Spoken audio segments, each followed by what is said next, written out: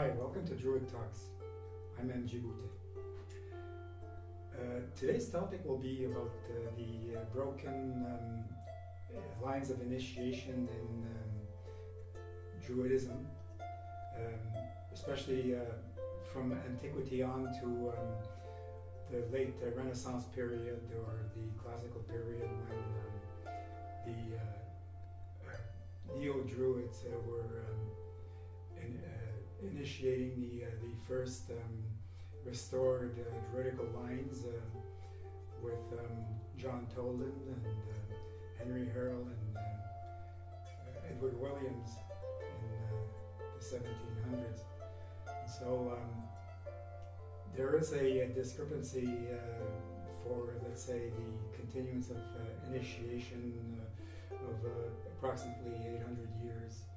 And so this is what I am touching in a new paper that I just posted on academia. So if you want to check later on down below, I have left the links to that.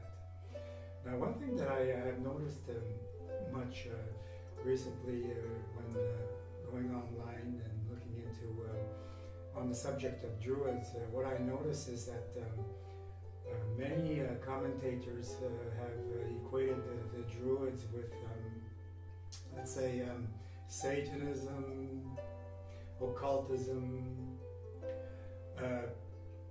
neo-paganism, where wizards and warlocks and witches are confused. And this is something that I find quite intriguing because from what I know, from my studies and from my bringing up when I was educated in a Catholic boys' school, in our humanities classes, our classical studies classes, we never really encountered such stories where Satanism and Druidism were mixed together. This mainly because we were introduced to the classical Greek and Roman texts, and we did know much about antique wisdom and how it operated and how it worked, and we knew that the Druids, in fact, were of that special breed of men, let's say, much like the Pythagoreans or the Stoic philosophers. And so, also considering this is this is my book here, my little study book on Julius Caesar's and his war commentaries, where Caesar does mention that the Druids gained much privilege with the young, since they in the Celtic countries, because they had special schools where they educated these young people, and these privileges attracted a crowd of students, and some of whom offer themselves for instruction, while others are sent by their parents or relatives. And it is said that these young men have to memorize endless verses, and that some of them spend a long time, as 20 years, at their books. For although the Druids employ Greek characters for most of their secular business, such as public and private accounts, they consider it irreverent to commit their lore to writing.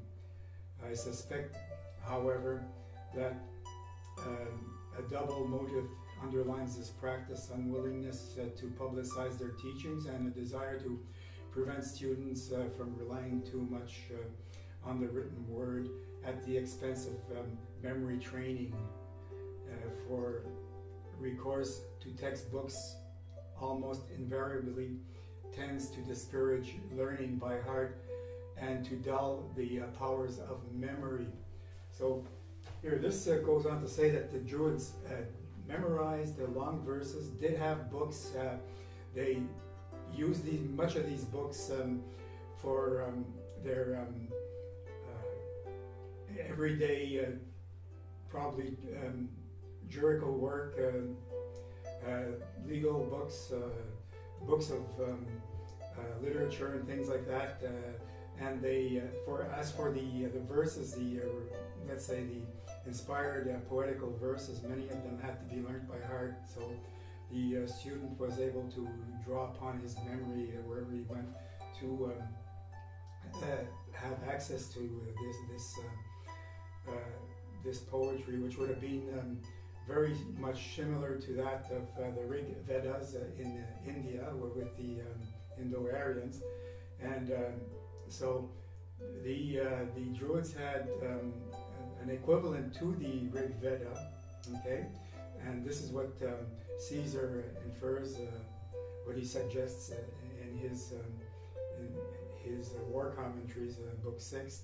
So, which means that today's Neo-Druids do not know any of these verses, have no access to them, since not only do they not have the material itself, but also if, let's say, in epigraphy, some of these texts would have been uncovered, they would have been in Old Celtic, and none of them would be able to have access to them. Of course, some of the Druid writings have been found in France and in Iberia, and and much of this surrounds, let's say, invocatio. These are directly related to either the deceased or the gods. So we know that the Druids did commit things to writing when it came to those matters. Okay, so also, which another thing which really is problematic, I would say, in today's worldview, or today's way of seeing the Druids, is how these are equated with, let's say, Satanism and modern occultism, which there also is absolutely has nothing to do with what we know of the antique Druids. And then there is this thing with Druids as wizards. This came about after, let's say, at the end of the Celtic antiquity, around the 5th century, and this was under the pressure of the new imperial church, the Christian church, where let's say, the Druids were fagorized. They were seen as charlatans, mainly because they had lost their henge schools and their training centers, since in antiquity the antique sages and philosophers were very good at their rebuttal and getting into, let's say, discussions with the Druids on matters, with the Christians on matters of theology and philosophy and eschatology. And so after a certain while, the Christian orders were very tired of having to deal with these very smart aleck hecklers that they encountered in the cities, and so many of them were cast out to the countryside, and this is where the term pagan, from the pagai, pagus, which means a country territory, which would have been in Germany or Gaul. And so it just comes to show also that the ancient philosophers and wise men and the learned, these people who had a higher education in the pagan schools, were seen disfavorably by the new rising Christian faith. And so also in my classical studies, when I was let's say, studying with the Christian brothers in high school, which would have been high school, secondary school, there was a tolerance for for much of what was contained in many of these classical texts. Not only was it tolerated, but it was also you tolerate something you dislike and you accept it because it's you need to accept it. But it was encouraged, in fact, and many of these the Stoic scholars, Platonic scholars, Socrates, Plato, and the like, and Pythagoras, all of these people were very, let's say, prized and seen favorably by the Christian brothers. And so in that way, I think a Catholic upbringing was not, let's say, something that would discourage anybody from digging further into the pre-Christian area of thought, philosophy, and rationality. So one such author here is Marcus Aurelius. Here, this is one of my other books here, which I carried over from my secondary studies. And Marcus Aurelius was very much encouraged by the Christian brothers because Stoicism brought high morals, and so the Catholic educators were interested in educating, raising the young people to a higher degree of thought, and so these classical scholars were very much approved and appraised. And so just a quote here, just a quick quote from Marcus Aurelius in his, let's say, his meditations. This is one of his main books, his main book, in fact. We thought to consider not only that our life is daily wasting away and a smaller part of it is left, but another thing also must be taken into account, that if a man should live longer, it is quite uncertain whether the understanding will still continue sufficient for the comprehension of things and retain the power of contemplation which strives to acquire the knowledge of the divine and the human. For it shall begin to fall into dotage, perspiration and nutrition and imagination and appetite, and whatever else there is left of the kind will not fail, but the power of making use of ourselves and filling up the measure of our duty, and clearly separating all appearances and considering whether a man should now depart from life and whether else of the kind absolutely requires a disciplined reason. All of this is already extinguished. So this would have been very much in line with also with the Druidical teachings, of antiquity. Stoicism and Druidism would have been very, let's say, in agreement along these lines, because reason is one of the main dogmas, if we can say, of antique philosophy. And so this reason was called many words in antiquity. It was the reason of the mind, it was the reason of the heart, and all of this. And so in my paper there on the broken lineages, I touch upon this a bit about the mystery of the antique wisdom, and how in these mystery schools, so we're far from occultism as it is understood today, and the way we see modern occultism with Aleister Crowley and the like. So to call Druids, let's say, wizards, Satan worshippers, and all of these things which I have seen here and there all over online, I think these things are completely erroneous and should be re-looked at. So let's move on now to a bit of the content on the article. So nowadays the term Neo-Druidry is used to qualify this new kind of Druidism, which we also call Neo-Druidism.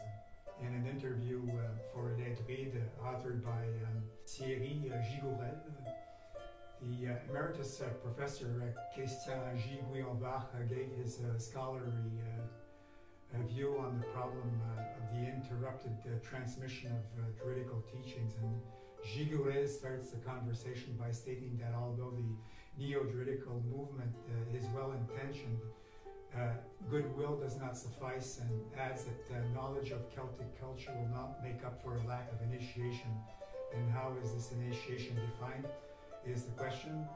Guyon-Vach quickly replies that it necessarily has to do with the fact that one needs to have gained knowledge of the inner mysteries of the religion, principally those that are related to the doctrines, that is, knowing the rites, knowing the sacred texts, having what Catholics call the succession of affiliation.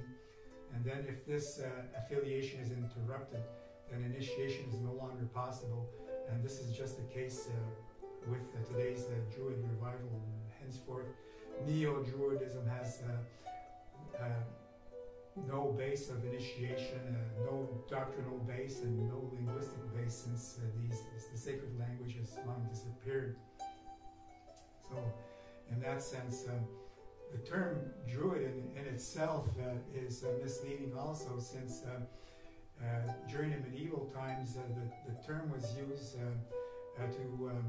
qualify wizards and sorcerers, and therefore had nothing to do with the old sense of the old meaning of the name, which was astute, firm, very wise, someone who knew the Celtic Gnosis, therefore someone who was more like a scientist and a philosopher than our modern Druid, which is absolutely, in a sense, perversion of this. And there is an interesting passage in the Bardus of Morgannwg where it is written that there are three series of symbols of literary science: the symbols of the cauldron, the symbols of music, the symbols of number. The symbols of cauldron are the most ancient of all, and were known to the Guidoniad from the first arrival in the island of Britain. And the primaries were 10 and were under the secret of the bards, and that then 10 others were added, and the form and appearance of each of the 16 were totally altered from those of the 10 primaries, so that the secret could not be known. And the 16 were divulged in the time of Dynwald Monmouth, at the time of Beli the Great, son of Manogan. They were included in the domestic instruction and sciences, and came under the office and the art of the domestic teacher, who was that was the church bard. That is to say, a druid for the domestic bards were called druids in the early times of the occupation of the island of Britain, it being incumbent upon the nation of the Cymry to keep up the science of the old symbols and literature. And this passage is interesting in many ways. And note that the Gwynionid are claimed to precede the bards, who were called druids in the early times of the Cymry nation of Britain.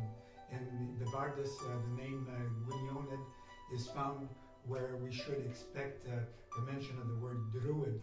Nevertheless, for the author of the Bardus, the word druid was the older name for bard, and this implies that in the bardic circles of Wales at the time of Edward Williams, alias Iolo Morgannwg, who lived from 1747 to 1826, there floated the notion of a replacement of the Druids by the later bards.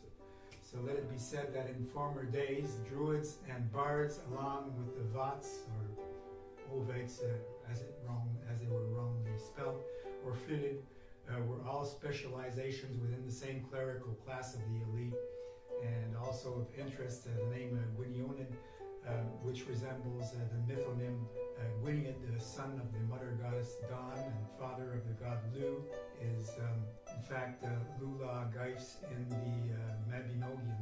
We find here a parallel to the Sanskrit term Vedanta for the end of the Vedas, ultimate knowledge used to qualify the school of Vedic philosophy and theology. And we now better understand that for the Christian bards of Wales, the older bards and druids were the Widonioi, or men of knowledge, or the Widoniendoi, those of ultimate knowledge. That was Druidism.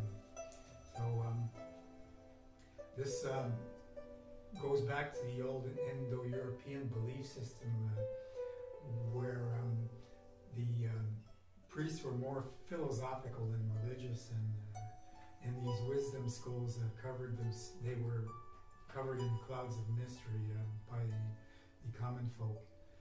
The Greek term gnosis, meaning knowledge, especially the knowledge of spiritual mysteries, finds its equivalents in Sanskrit Veda, Vidya, and the old Celtic widow and Widya. And of course, the name Druid is from the old Celtic Druidia, for true, hard, firm knowledge. We also find a cognate in Sanskrit, which is Druvidya, which has the same meaning. And on the Druids, there's this line by Lucan in Pharsalia, who writes that to you, Druids, to you only is given to know about the gods and the powers of heaven, or to you only to ignore them. So in that sense, we come closer to the true meaning of the name Druid in Old Celtic. In light of this, it could be argued that the Christianized bards saw the old Druids and bards as the proponents of the pagan wisdom schools of the Widoniad in Ireland. Starting from the medieval period, the name Druid, Droi, became used as a pejorative term denoting a sorcerer or a magician. And this is exactly what we have today in the Wiccan movement, where they see the Druid as the companion of the witch, the woman sorcerer. And so in this sense, the names Druid are equivalent to a witch, a warlock, or a male witch. But this is, in the old days, actually the closest match would have been, let's say, to today, would have been a PhD or a doctor, someone who is highly specialized, who has advanced studies, who is an eminent scholar. And this is what the name meant in the past. The name Druid in the past also lent to many word plays, such as Druides, psychics, Druides, true seers, and so it has nothing to do with the modern, let's say, Gaelic language of today, where Drai, or Draudai, or Drach, and Driodach, for a sorcerer, charlatan, magician, or witchcraft, all of these things, which in today's mind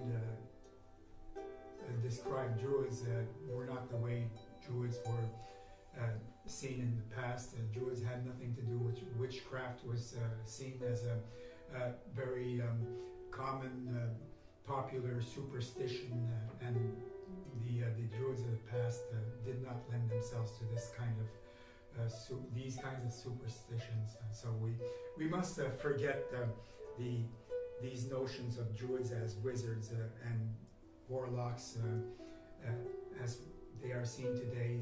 This was not the case for the past. And so if you want to learn more, I have an article that is posted on Academia, and I'll leave the link below, so this way you can read the entire article. And in it I discuss the broken lineage, the way initiation was stopped in the medieval ages, and the way the old pagan schools were replaced by the Christian Catholic communities, the monks, and all of the different abbeys and the spiritual, all of the spiritual communities that were known later on from the medieval ages on to the modern age with the papacy and the Vatican and the Catholic Church, and then with the Reformation and Protestant and the Protestants. So this the old pagan schools were many of them were closed, and the popular devotions were carried on into the Catholic Church because the Catholic Church could not really prevent them. So in that way, a good part of the ancient traditions were handed down through, let's say, popular devotion in the Catholic Church on to this day.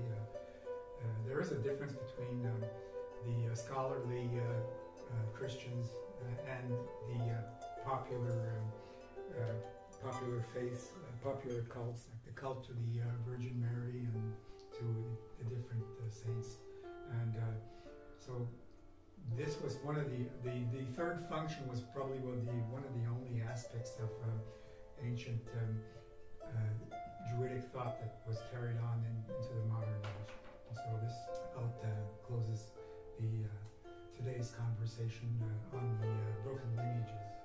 So please check the article on academia for further reading. Thank you all for now. Bye.